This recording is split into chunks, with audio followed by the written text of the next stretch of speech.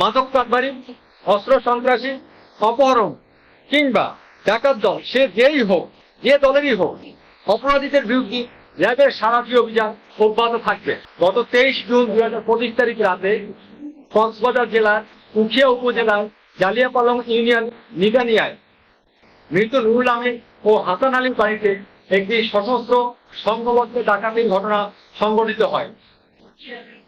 ঘটনার বিবরণে জানা যায় যে কুখ্যাত ডাকাত আহমদ শরীফের নেতৃত্বে অজ্ঞাতনামা 7-8 জন ডাকাত মৃত নুরুল আমিন ও হাসান আলীর বাড়িতে মুখে মাস্ক পরে অবৈধ বন্দুক, ধারালো দা, চাকু ও শাবল নিয়ে রাত 8টার দিকে ডাকাতের উদ্দেশ্যে জোরপূর্বক বাড়িতে প্রবেশ করে।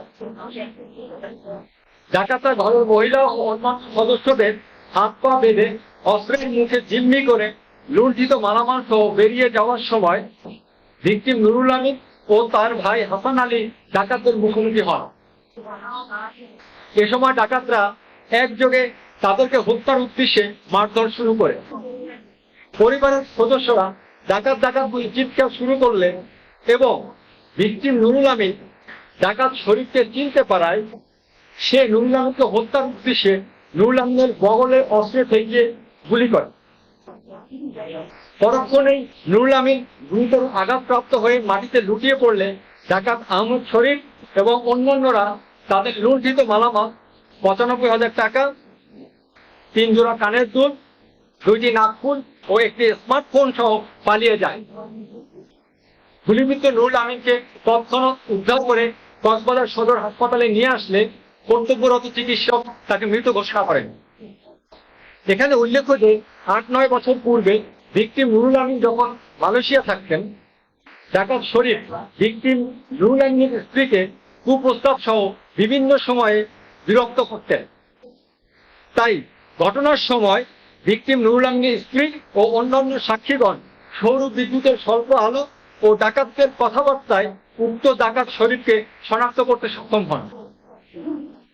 ভিকটিম নুরুল আমিনের স্ত্রী পরবর্তীতে উখিয়া থানায় আহমদ শরীফকে প্রধান আসামি ও অন্যান্য অজ্ঞাতনামা 7-8 জনকে তাদের বিরুদ্ধে দণ্ডবিধি 396 ধারা মামলা দায়ের করে।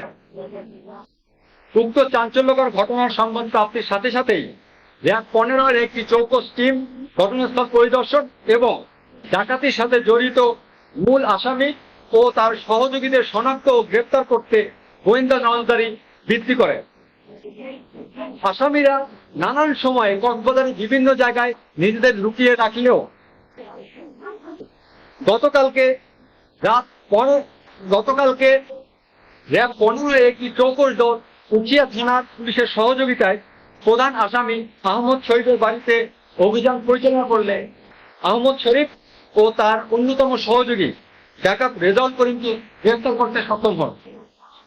গ্রেপ্তারকৃত আহত ডাকাতদের কাছ থেকে তল্লাশি করে মোট 4টি দেশীয় আগ্নেয়াস্ত্র, একটি তাজা অ্যামুনিশন ও একটি খালি কার্তুজ উদ্ধার করতে সক্ষম হয়েছে।